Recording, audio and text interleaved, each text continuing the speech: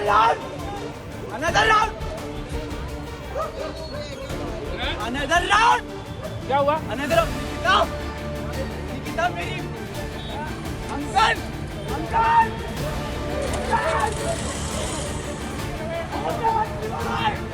ओम नमः शिवाय! ओम नमः शिवाय! तीन जन मर गए पकड़ी रखो. અનધર રાઉન્ડ ઓમ નમઃ શિવાય ઓમ નમઃ શિવાય આ શબ્દોથી આપ પરિચિત જ હશો. જી હા, હું વાત કરું છું વડોદરામાં થયેલા એ અકસ્માતની. રક્ષિત ચોરસિયા નામના યુવકે પૂર ઝડપે કાર ચલાવીને એક મહિલાને અડફેટે લીધી હતી અને તે અકસ્માતમાં જ મહિલાનું ઘટના સ્થળે મોત નીપજ્યું હતું. આ મામલે હવે એક મોટો ખુલાસો થયો છે. નમસ્કાર, ગુજરાત તક સાથે હું પૂર્વીન.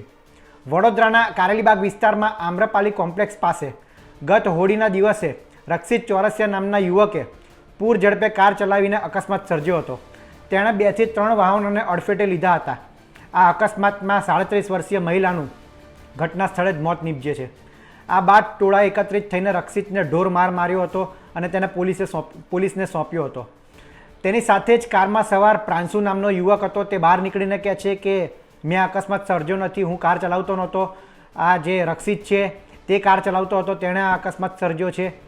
આ બાદ પોલીસ રક્ષિતની ધરપકડ કરે છે, પૂછપરછ કરે છે.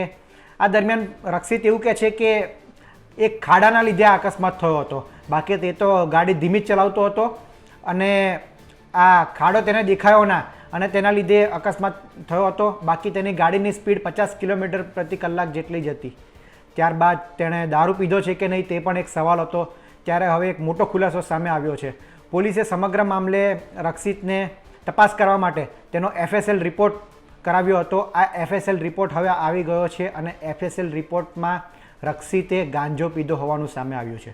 જી હા, રક્ષિતે અને તેના મિત્રએ તેની સાથે જે બેઠો હતો તેણે અને અન્ય એક સુરેશ નામના યુવકે FSLની તપાસમાં ગાંજો પીધો હોવાનો સામે આવ્યો છે. આ ઉપરાંત રક્ષિત જે વાતો કરતો હતો તે વાતો પણ ખોટી હોવાનું સામે આવ્યું છે. રક્ષિત જે કહેતો હતો કે તેની ગાડી સ્પીડ લિમિટમાં જ હતી, પછી તેને ખાડો દેખાયો નહીં એટલે અકસ્માત થયો છે. ત્યારે રિપોર્ટમાં એવું સામે આવ્યું છે કે રક્ષિત પૂર ઝડપે કાર ચલાવતો હતો અને 2 થી 3 વાહનોને તે અડફેટે લીધા છે.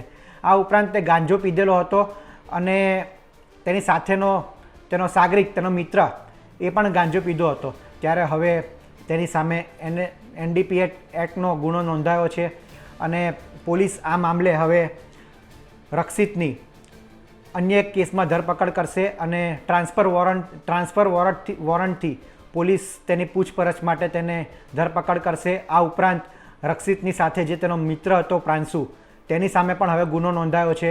તો પોલીસ હવે ટૂંક સમયમાં તેની પણ ધરપકડ કરશે. પોલીસ DCP પન્ના મોમૈયાએ જણાવ્યું હતું કે રક્ષિતને લઈને જે સમગ્ર રિપોર્ટ સામે આવશે તેની આધારે તેના વિરુદ્ધ કાર્યવાહી કરવામાં આવશે. તો હવે રિપોર્ટ સામે આવી ગયો છે તો પોલીસ પણ હવે રક્ષિતને લઈને તેના મિત્રને લઈને કાર્યવાહી હાથ ધરશે. તો હવે આગામી સમયમાં શું કાર્યવાહી થાય છે, તેના મિત્રની ધરપકડ કરીને પોલીસ તેની પૂછપરછમાં શું મોટા ખુલાસા થાય છે તે જોવાનું રહ્યું. ગુજરાતના તમામ મહત્ત્વના સમાચાર માટે આપ જોડાયેલા રહો ગુજરાત તક સાથે. નમસ્કાર.